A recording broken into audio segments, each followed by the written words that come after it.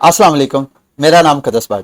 आज इस वीडियो में पिछले 24 घंटे से जो मैं सोशल मीडिया पे एक नई खतरे की घंटी की गूंज सुन रहा था, यानी मैं बात कर रहा हूं एवलांच के ऊपर जो इल्जामात लग रहे हैं उस हवाले से, उस जो मैंने इंफॉर्मेशन इकट्ठी की है आज इस वीडियो में वो मैं आपके साथ शेयर करूंगा।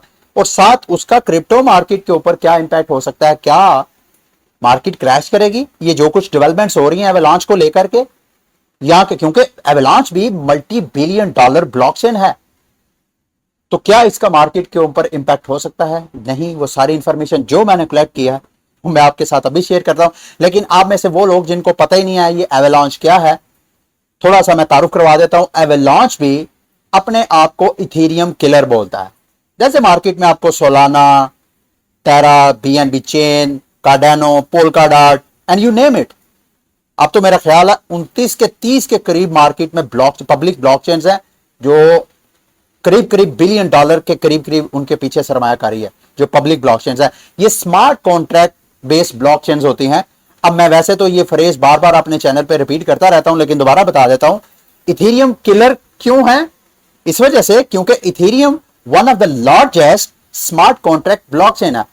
सादा अल्फाज में इथेरियम एक ऐसी ब्लॉकचेन है जो कहती है कि भाई आप मेरी ब्लॉकचेन टेक्नोलॉजी को यूज करते हुए आप अपना कोई क्रिप्टो प्रोटोकॉल हमारे ऊपर लॉन्च कर सकते हैं। और जब वो लॉन्च करते हैं तो इथेरियम उनसे रेंट लेता है गैस फीस की तरह, यानी जितनी ट्रांजैक्शन वो प्रोटोकॉल्स करते हैं, बेशक वो प्रोटोकॉल गेमीफाई है, बेशक वो डीफाई है, बेशक वो मेटावर्स है, कुछ भी है, जिस प्रोटोकॉल ने जिस लेयर 1 ब्लॉकचेन के ऊपर या स्मार्ट कॉन्ट्रैक्ट वाली ब्लॉकचेन जैसे कि एवलांच है, इसके ऊपर जिसने इस इनके इकोसिस्टम के ऊपर प्रोटोकॉल लॉन्च करना है, उसने इनको रेंट देना होता। तो इथेरियम के ऊपर इशू आना, क्योंकि इथेरियम की पॉपुलैरिटी की वजह से उसकी ट्रांजैक्शन स्पीड 15 सेकंड, एक सेकंड में मैक्सिमम 15 से लेके कोई 20-30 ट्रांजैक्शन एक सेकंड में प्रोसेस हो सकती हैं। अब इतनी बड़ी ब्लॉकचेन्स जो क्रिप्टो कम्युनिटी है वो ग्रो करती है, पॉपुलैरिटी जो स्मार्ट कॉन्ट्रैक्ट बेस है ब्लॉकचेन्स है, उनके ऊपर नए नए प्रोटोकॉल्स लॉन्च होते हैं। जब वो प्रोटोकॉल लॉन्च होते हैं तो वो नई ट्रैफिक, नई एंगेजमेंट लेके आते हैं। तो इथेरियम की ब्लॉकचेन जो है वो स्लो हो जाती थी और गैस फीस भी ज्यादा बढ़ जाती थी। इसका सोल्यूशन निकालने के लिए मार्केट में ये रंग बिरंगे आपको तोते नजर आते हैं, मल्टी कलर के। उनमें से एक तोता ही एवलांच है। तो एवलांच भी इथेरियम किलर के तौर पे, कि इथेरियम की जो स्केलेबिलिटी का इशू है कि भाई इथेरियम के ऊपर जैसे ही ट्रैफिक बढ़ती है उसकी ट्रांजैक्शन स्पीड भी बढ़ जाती है और ट्रांजैक्शन स्पीड स्लो हो जाती है। तो आप हमारी टेक्नोलॉजी इस्तेमाल करें, हम आपको ट्रांजैक्शन स्पीड भी हाईएस्ट ऑफर करवाएंगे और हम आपको ट्रांजैक्शन फीस भी मिनिमम करेंगे। अब इसका एवलांच का क्या इथेरियम के साथ कंपैरिजन है? इथेरियम की जो ब्लॉकचेन है उसके ऊपर एक सेकंड में 15 से कोई 20-30 के करीब ट्रांजैक्शन प्रोसेस होती हैं, जबकि एवलांच में एक सेकंड में तकरीबन 4500 के करीब ट्रांजैक्शन प्रोसेस हो सकती हैं। इथेरियम की फीस जो है वो हाईएस्ट है, जो ऑलरेडी आप में से क्रिप्टो बहुत से इन्वेस्टर होंगे जिनको उसका पता होगा, जबकि एवलांच की बड़ी फिक्स सी फीस है, मेरा ख्याल है 0.03 3 सेंट के करीब है ऑन एवरेज। अच्छा, इसके अलावा इन्होंने स्केल अप कैसे किया? ये अपनी ब्लॉकचेन के ऊपर सब नेट लॉन्च करना चाहते हैं।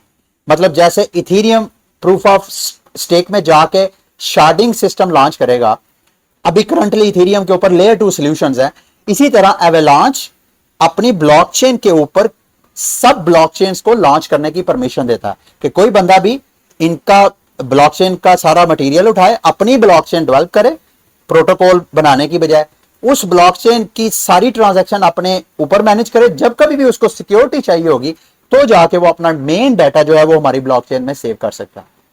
मतलब ये मुख्तसर मैं आपको दूसरे लफ्जों में, ये भी इथेरियम किलर है। अब ये ही मार्केट का फास्टेस्ट ब्लॉकचेन नहीं है।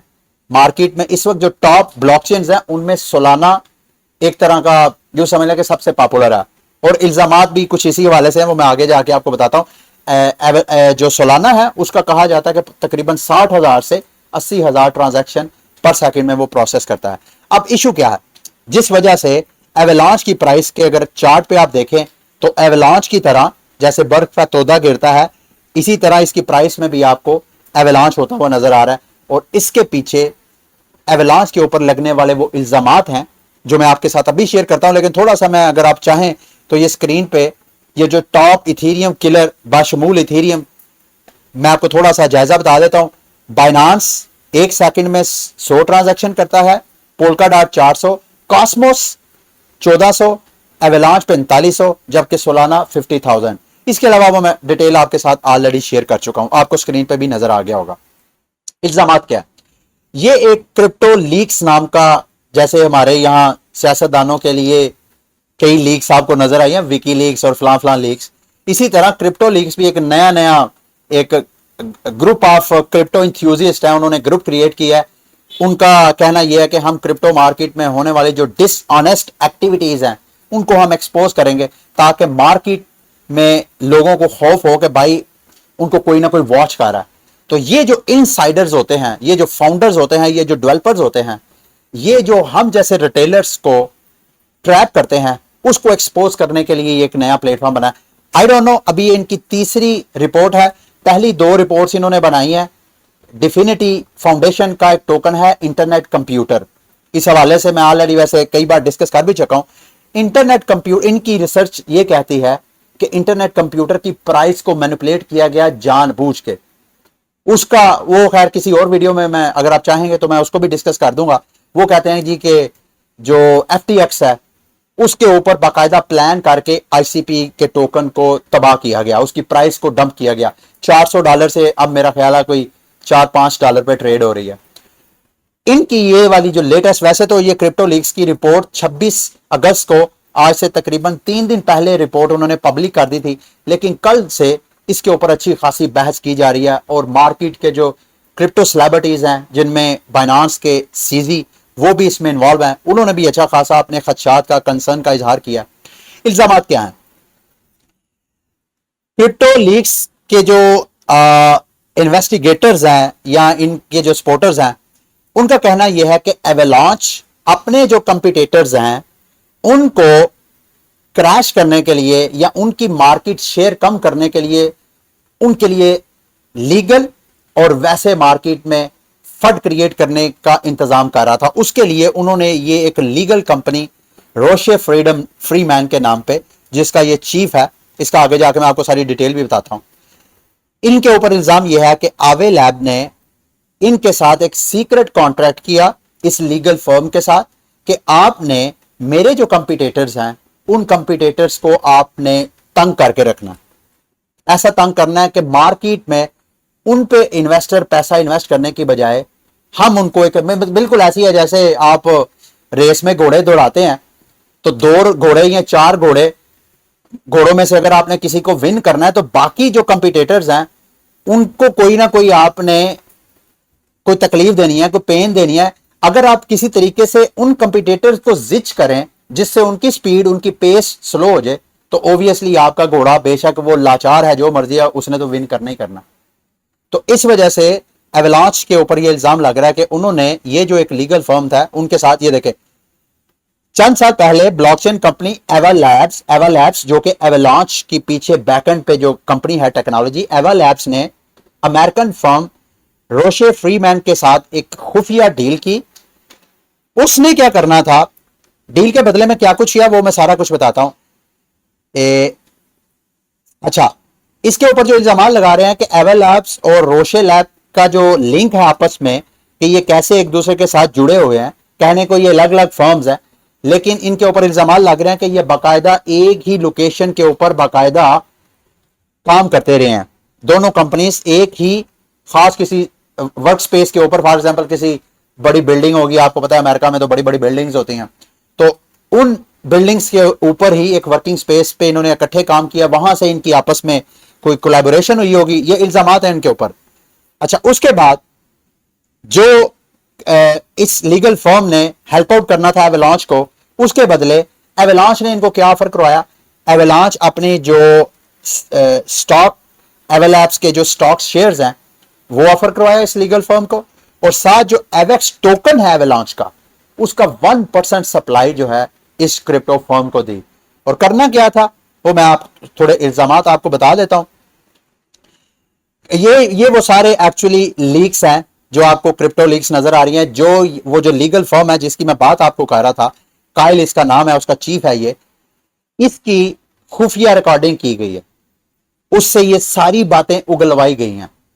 अब ये अभी इन सारी वीडियोस का फोरेंसिक वगैरह नहीं हुआ, लेकिन देखने में यही लग रहा है कि शायद ये जो कुछ इल्जामात लगा रहे हैं, जो कुछ बयान कर रहा है, वो सारा जो है वो झूठ नहीं हो सकता। ये भी हो सकता है कि ये एकदम एवलांच के खिलाफ स्टेटमेंट दे रहा हो। अभी इस हवाले से रिसर्च वगैरह हो रही है, ओबियसली वो जो कुछ अपडेट्स होंगी वो मैं आपके साथ शेयर करूंगा।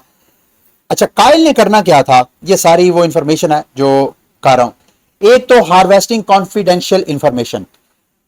कायल की जो लीगल फर्म है उसकी जॉब ये थी कि जितने एवलांच कंपिटिटर हैं उनको नोटिस जारी, उनके खिलाफ क्लास जो सूट्स हैं, लीगल एक्शंस है वो ले।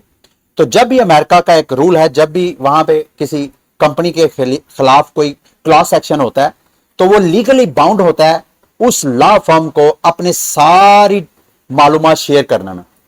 तो इस लॉ फर्म की सबसे जॉब, जो सीक्रेट जॉब जो इनके ऊपर इल्जाम है, वो ये था कि जितने इनके कंपिटिटर्स हैं, ये लॉ फर्म उन कंपिटिटर्स को लीगल नोटिस भेजेगी और उनकी तमाम इन्वेस्टर की मालूमात, जितना उनका तमाम डाटा है, वो लॉ फर्म लेगी। और जब लॉ फर्म लेगी तो वो कॉन्फिडेंशियल इंफॉर्मेशन एवलांच जो है वो यूज करेगा अपनी फेवर में, उसको मैनिपुलेट करने के लिए, जिस तरह की भी वो इंफॉर्मेशन होगी। अच्छा, उसके अलावा जी, harming competitors by fooling regulators. Avalanche इस फर्म की ये भी जॉब थी कि जितने एवलांच कंपिटिटर्स हैं उन सब के खिलाफ इस तरह के लीगल एक्टिविटीज करनी है कि जो रेगुलेटर्स हैं उनकी टेंशन उसमें रहे। और इस एवलांच के ऊपर इल्जाम है कि इन्होंने बाइनांस यूएस के ऊपर, जैसे ये टेरा क्रैश किया तो एवलांच के ऊपर इसी लीगल फर्म ने केस किया था। इनके ऊपर इल्जाम है कि सोलाना को, जो इसी लीगल फर्म ने केस किया कि सोलाना एक इनसिक्योर सिक्योरिटी टोकन है सोलाना का, और वो एवलांच का कंपिटिटर है।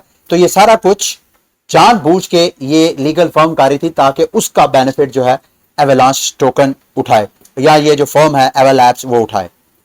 अच्छा, आगे थोड़ा सा मैं आपको इंफॉर्मेशन इस हवाले से, जो अमीन गुन साइरर है, मुझे तो ये अमीन गुन, हमारे अमीन गंडापुर साहब हैं यहाँ के पाकिस्तान में, वो अमीन गुन साइरर जो कि एवलांच के फाउंडर हैं, उनके हवाले से उन्होंने कहा जी उनकी दोगली उनकी नेचर है। वो एक साइड पे जो क्रिप्टो स्पेस है उसके जो दीगर कंपिटिटर्स हैं उनमें कोई इशू आता है तो बड़ी सिंपैथी पब्लिक लेने के लिए उनके कम्युनिटी को बड़ा दिलासा देते हैं कि ये हैक हो रहा है तो आप लोग, मतलब दूसरे लफ्जों में एक साइड पे कम्युनिटी के साथ हमदर्दी दिखाते हैं और दूसरी साइड पे पीछे से वो सारी चालाकी के साथ अपनी एक्टिविटी, ताकि वो जो इनके कंपिटिटर हैं वो कमजोर हों। इसके अलावा ये सारा कुछ उसने किया, लेकिन मतलब ये वो सारी इंफॉर्मेशन है, ये वो सारे इल्जामात है जो एवलांच के ऊपर लग रहे हैं। बड़ी लंबी रिपोर्ट है, ये पढ़ते पढ़ते मुझे, मेरा ख्याल है घंटों लग गए हैं। इस रिपोर्ट का लुबे लुबाब ये है कि एवलांच ने अभी तक जो कुछ किया है वो इखलाकी तौर पे वो सही नहीं है। और कॉर्पोरेट एवलांच के ऊपर ये भी इल्जाम है कि उन्होंने डेफिनिटी जो आईसीपी टोकन है उसके ऊपर भी इन्होंने जानबूझ के मैनिपुलेशन किया, उसकी प्राइस को डंप करने में भी इनका हाथ है। अब ऐसा नहीं है, ये जो फाउंडर है उनका कहना क्या है वो मैं आपको बता देता हूं। जो एवलांच के फाउंडर है उनका कहना है ये जितने इल्जामात लग रहे हैं ये सिर्फ साजिश है क्रिप्टो लीक्स की। हमने कोई भी ऐसा गैर कानूनी और गैर इखलाकी हरकत नहीं की। हमारी जो टेक्नोलॉजी है, हमने जो टेक्नोलॉजी बिल्ड की है वो अपनी जुबान खुद बोलती है। इन्होंने यहां तक बस सफाई दी है। अब क्रिप्टो मार्केट के ऊपर इसका क्या इंपैक्ट हो सकता है? ऑब्वियसली आप मल्टी बिलियन डॉलर की ये क्रिप्टो करेंसी है, ऑलरेडी आप देख चुके हैं। टेरा लूना जब क्रैश किया तो अच्छा खासा मार्केट डंप हुई, और अगर एवलांच के हवाले से ये चीजें आहिस्ता आहिस्ता आगे बढ़ती हैं और वाकयातन साबित हो जाता है कि एवलांच के ऊपर लगाए गए इल्जामात जो है वो वाकयातन सही है, तो एवलांच अच्छा खासा क्रैश कर सकता है और उसका इंपैक्ट क्रिप्टो मार्केट के ऊपर भी हो सकता है। लेकिन ये चीजें कुछ कॉमन सेंस से हम सबको गैस करना चाहिए, हमें खुद सोचना चाहिए कि क्या ये जो इल्जाम लगाए जा रहे हैं। अगर आप ये रिपोर्ट पढ़ते हैं ना, रिपोर्ट पढ़ के कुछ ऐसा फील होता है कि जैसे रिपोर्ट बड़ी बाइस रिपोर्ट बनाई गई है। और ये क्रिप्टो लीक्स की जो पहली तीनों रिपोर्ट्स हैं, पहली तीनों जो लीक्स हैं उसका ताल्लुक बराह रास्त internet DFINITY foundation internet ICP token के साथ क्यों जुड़ रहा है? अगर आप ये रिपोर्ट पढ़ें, पिछली दोनों इनकी रिपोर्ट पढ़ें, तो ऐसे लग रहा है कि जैसे ये डिफिनिटी फाउंडेशन के सपोर्टर और बाकी जो मार्केट के टोकन्स हैं उनके ये खिलाफ हैं। तो बहरहाल अभी चूंकि ये बिल्कुल नई नहीं है, आई डोंट नो वाकईतन इत्तफाकन इन्होंने जो रिसर्च की है उसमें जो ज्यादातर जो आईसीपी टोकन है उनको फेवर मिली है यहाँ के क्योंकि डिफिनिटी फाउंडेशन की जो टीम है बहुत लार्जेस्ट उनकी टीम है, और डिफिनिटी फाउंडेशन एक नॉन प्रॉफिटेबल कारपोरेशन है, एक ऑर्गेनाइजेशन है, जबकि एवलांच एक फॉर प्रॉफिट ऑर्गेनाइजेशन है। ठीक है, तो ये सारी इस हवाले से अपडेट थी जो मैं चाहता था एक मुख्तसर वीडियो बना के आपको अपडेट कर दूं, ताकि अगर आप कुछ सर्च कर रहे हैं तो आपको पता हो कि ये असल एक्चुअल प्रॉब्लम है क्या और इसका इंपैक्ट मार्केट के ऊपर क्या हो सकता है। ठीक है, अगली वीडियो तक के लिए फिर मुझे इजाजत दीजिए। अल्लाह हाफिज।